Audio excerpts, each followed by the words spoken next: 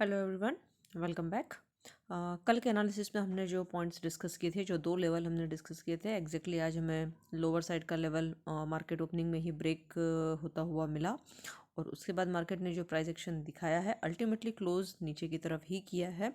But still अब हमें down side के लिए कौन से पॉइंट्स को और कौन से लेवल्स को ध्यान में रखना होगा और इंडिकेटर्स अभी क्या इंडिकेट कर रहे हैं, तो शुरू करते हैं।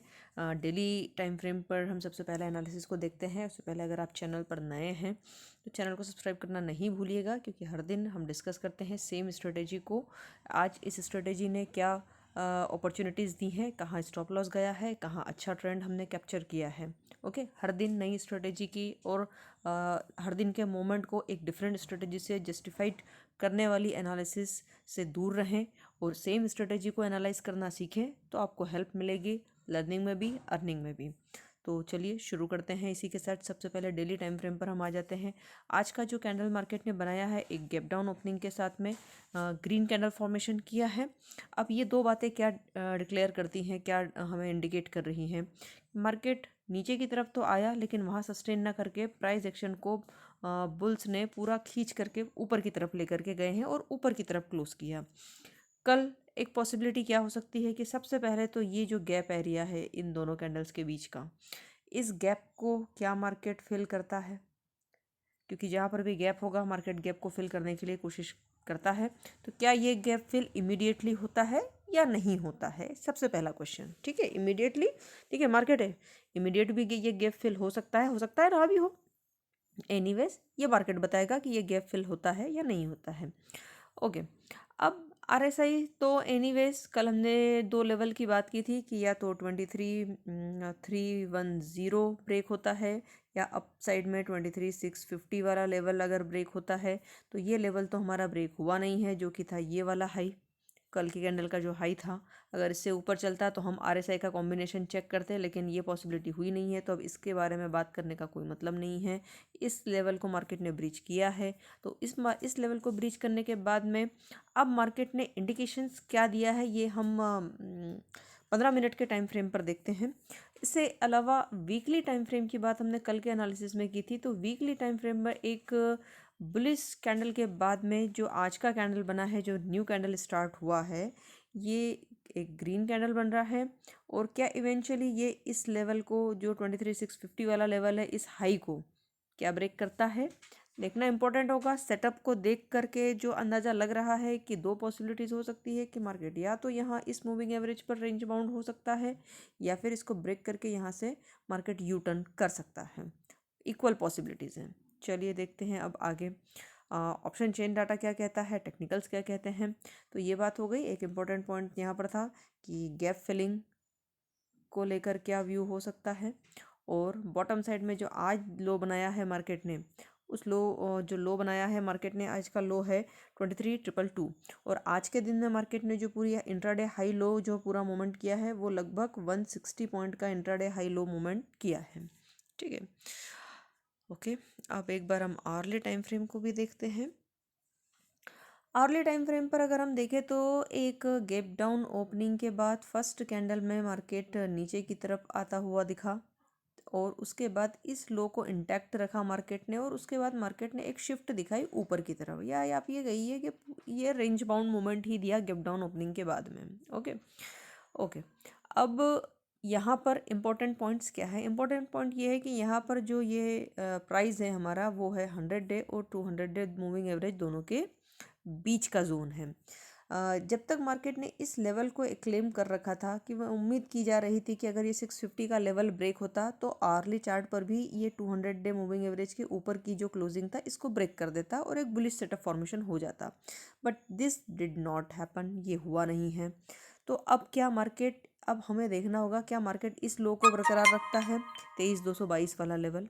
ठीक है, 23,220 एक रफ फिगर ले लीजिए।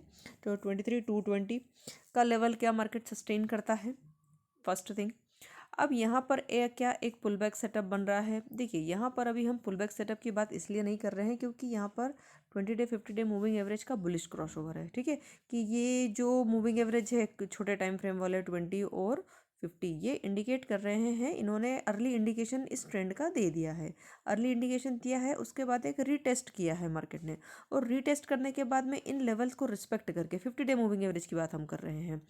दो बातें हमने की थी कि एक तो 100 और 200 दोनों के बीच में है, और 20-50 मूविंग एवरेज में ऑलरेडी क्रॉस ओवर जो ये वाला ये जो क्रॉस ओवर है ये ऑलरेडी आ चुका है। तो अगर हम इस क्रॉस ओवर के सेटअप की बात करें तो उस लिहाज से यहाँ पर मार्केट ने इन 50 डे मूविंग एवरेज को रीटेस्ट किया है, एक ग्रीन कैंडल बनाया, फिर यहीं कंसोलिडेट किया, फिर एक ग्रीन कैंडल बनाया, और यहीं इसके ऊपर क्लोज करने में मार्केट कामयाब रहा। First observation.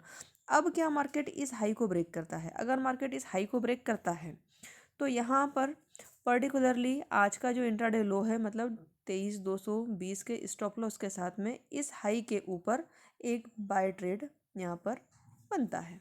ठीक है, ये बाय ट्रेड को हम कहाँ तक मैनेज कर सकते हैं? बाय ट्रेड को हम मैनेज करेंगे 23,500 की एक्सपेक्टेशन के लिए। क्यों? क्योंकि ये हमारा गैप फिलिंग वाला एरिया है। मार्केट अगर इसके ऊपर चलता है तो डेफिनेटली इस गैप को फिल करने की कोशिश करेगा, और इससे ऊपर चलता है तो 23,500 को आराम से क्लेम कर देगा। ठीक है, this is one thing. Opposite side क्या हो सकती है? अगर ऐसा नहीं होता है तो हो सकता है मार्केट यहीं से एक रेड कैंडल बना के और फिर से इस 50 डे मूविंग एवरेज से नीचे आ जाए। तो यहाँ पर कंप्लीटली प्राइस एक्शन, जो फर्स्ट कैंडल बनेगा प्राइस एक्शन इंपॉर्टेंट होगा। प्राइस क्या इंडिकेट करता है? ओके, चलिए 15 मिनट टाइम फ्रेम पर देखते हैं। आई होप यहाँ के जो पॉइंट्स है आपको क्लियर है कि हमारा जो प्राइस है वो 100 और 200 डे मूविंग एवरेज के बीच में है, as well as 20 day 50 day moving average के साथ में ये 50 डे मूविंग एवरेज से ऊपर क्लोज करने में कामयाब रहा है प्राइस। और एक जो क्रॉस ओवर का सेटअप है कि फर्स्ट मूव उसका रीटेस्ट, तो क्या ये इसका नेक्स्ट लेग का मूवमेंट ऊपर की साइड में मार्केट हमें दिखाता है या नहीं दिखाता है? I hope this point is clear. अगर आज का हाई ब्रेक करता है मार्केट तो आज के लो को स्टॉप लॉस मानकर आप एंट्री कर सकते हैं, क्योंकि ये जो स्टॉप लॉस लेवल है ये भी हमारा इंट्राडे लो है। ओके ओके, चलिए 15 मिनट टाइम फ्रेम को देखते हैं। 15 मिनट टाइम फ्रेम क्या कह रहा है? 15 मिनट टाइम फ्रेम पर अब हम एक सिंपल सी बात कर रहे हैं। जो 15 मिनट टाइम फ्रेम में 200 डे मूविंग एवरेज के नीचे मार्केट ने जाने की कोशिश की, लेकिन अपने आप को क्लोजिंग इसके ऊपर करने में मार्केट कामयाब रहा। निफ्टी ने अपने आप को क्लोजिंग 200 डे मूविंग एवरेज के ऊपर दिया है। तो ये अपने आप में एक सेटअप है जिसको हम हमेशा एंट्री के लिए फॉलो करते हैं कि 200 DMA on 15 minute time frame. तो अब 15 मिनट में 200 EMA के ऊपर का क्लोज या 200 EMA से नीचे का क्लोजिंग, और उसका हाई ब्रेक होता है या लो ब्रेक होता है। ये सिंपल सा सेटअप है। ठीक है, हाई ब्रेक होता है तो हम ऊपर का ट्रेड लेंगे, लो ब्रेक होता है तो नीचे का ट्रेड लेते हैं। अब यहाँ पर मार्केट ने क्लोजिंग तो 200 EMA के ऊपर दिया है, तो अब यहाँ पर आवरली भी वही इंडिकेशन हमें दे रहा है कि अगर हाई ब्रेक होता है तो हम इस गैप एरिया का, ये जो 23,500 वाला लेवल है जो कल का जहाँ मार्केट ने क्लोज किया है, यहाँ तक के टारगेट बहुत आसानी से एक्सपेक्ट कर सकते हैं। अगर मार्केट आज के हाई को ब्रेक करता है तो ये दोनों सेटअप यहाँ बन रहे हैं कि 15 मिनट में जो हमारा 200 EMA वाला लेवल है, ये इंट्राडे मूवमेंट की बात हो रही है, पोजिशनल के लिए हम बात नहीं कर रहे हैं। ये कम्प्लीटली इंट्राडे का मूवमेंट कैप्चर होगा। लेकिन यहाँ पर ये 23,500 के लेवल के बाद में मार्केट का रिएक्शन 23,500 पे मार्केट क्या रिएक्ट करता है, निफ्टी क्या रिएक्ट करता है, ये देखना इंपॉर्टेंट होगा। क्या 23,500, क्योंकि अगर यहाँ पर आज हम थोड़ी सी ऑप्शन OI की बात करें तो ऑप्शन चेन में वीकली कॉन्ट्रैक्ट में सबसे ज़्यादा हाईएस्ट OI बिल्ड है 23,500 की में कॉल साइड में, और सपोर्ट अगर हम देखें तो 23,000 इज़ द सपोर्ट। तो 23,000 हमारा कौन सा लेवल हो जाता है? लगभग 23,200 ये हो गया, और 23,000 ओके। तो 23,000 और 23,500 के बीच सबसे ज़्यादा OI है, लेकिन स्टिल सबसे ज़्यादा ओपन इंटरेस्ट जो कॉल साइड पर देखने को मिल रहा है 23,500। तो OI ऑल्दो कि टेक्निकल जो इंडिकेशन दे रहे हैं, टेक्निकल्स इंडिकेट दे रहे हैं कि ये हाई ब्रीच करता है मार्केट आज का तो 23,500 तक वो जाने का रास्ता खुला करेगा। लेकिन 23,500 पे जाकर मार्केट क्या करता है? क्या ये OI एक बार मार्केट को फिर से नीचे की तरफ पुश दे देगा? बिल्कुल पॉसिबल है, क्योंकि वीकली एक्सपायरी है, जो कमिंग एक्सपायरी है। तो 23,500 अगर मार्केट सस्टेन नहीं कर पाता है तो then we will think of कि यहाँ पर मार्केट फर्दर डाउन साइड, क्योंकि अगर यहाँ से डाउनफॉल आना है तो शार्प आएगा, ओके। तो मार्केट गैप एरिया फिल करने के बाद में 23,500 पे क्या रिएक्शन देता है, नट शेल में जो हम बात कर रहे हैं कि आज का पूरा एनालिसिस का कंक्लूजन अगर हम बात करें तो हाई ब्रेक होने के बाद में अगर मार्केट गैप फिल करता है तो 23,500 का लेवल हमें देखने को मिलेगा। और 23,500 के ऊपर मार्केट का रिएक्शन क्या होगा, स्ट्रॉन्ग रेड कैंडल बनता है। आरएसआई क्या इंडिकेशन देता है, अपोजिट। ये तो पूरा अपसाइड की बात हमने की, जो पॉसिबिलिटीज अभी टेक्निकल्स पे दिख रही है कि मूविंग एवरेज को रिस्पेक्ट करके प्राइस का क्लोजिंग मूविंग एवरेज से ऊपर है।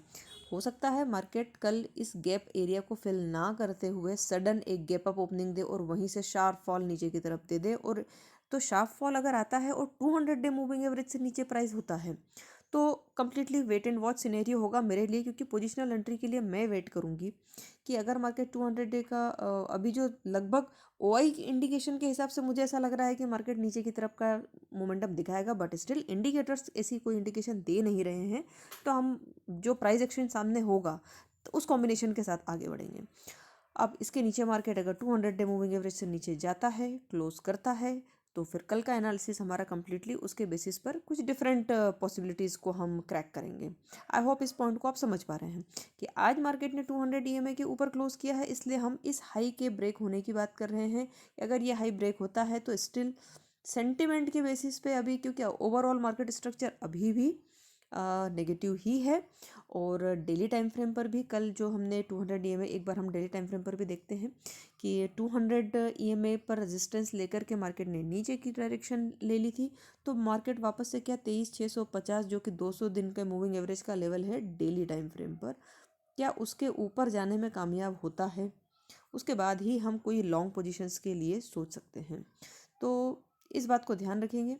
और इस लो के ब्रेक होने के केस में इंट्राडे में कैंडल के हाई के साथ में जो भी 15 मिनट का टाइम फ्रेम पर जो कैंडल होगा वहाँ पर उस स्टॉप लॉस के साथ में इंट्राडे में शॉर्ट पोजीशन क्रिएट की जा सकती है।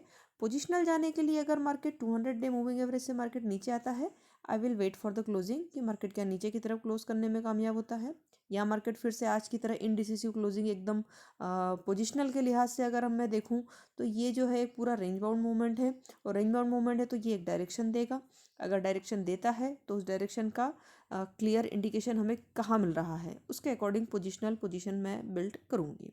This is what my plan is. लेकिन मुझे ऐसा लगता है कि 200 दिन के मूविंग एवरेज के नीचे की क्लोजिंग देखने को मिल सकती है। और अगर ये क्लोजिंग होती है तो आई विल वेट कि उस क्लोजिंग का वेरी नेक्स्ट डे, मतलब अगर इसके कल इसके नीचे क्लोजिंग होती है तो परसों क्या उसका लो सस्टेन करता है। अगर लो सस्टेन नहीं करता है, लो ब्रेक होता है, then I will enter my short position with options. Okay. Hedge ज़रूर करें अगर आप ऑप्शन सेल कर रहे हैं या इवन फ्यूचर में पोजीशन बाय करते हैं, विदाउट हेज पोजीशन क्रिएट ना करें। And I am not a SEBI registered analyst, ये सभी मेरे अपने पर्सनल ट्रेड प्लान्स हैं और मेरी पर्सनल एनालिसिस है। ये वीडियो सिर्फ एजुकेशनल पर्पस के लिए है। तो अपनी एनालिसिस और अपना कैपिटल मैनेजमेंट के अकॉर्डिंग अपना पोजीशन साइजिंग बिल्ड कीजिएगा। आई होप ये एनालिसिस आपके लिए कल के मार्केट सेशन में आपको हेल्प करेगा। अगर आप कुछ प्रॉफिट जनरेट कर पा रहे हैं या कुछ ट्रेड्स को ट्रैक कर पा रहे हैं इस एनालिसिस के वजह से, तो कमेंट करके बताइएगा ज़रूर। I hope this analysis will help you in learning as well as earning. Have a profitable trading session tomorrow. This is Kirti signing off. Thank you so much.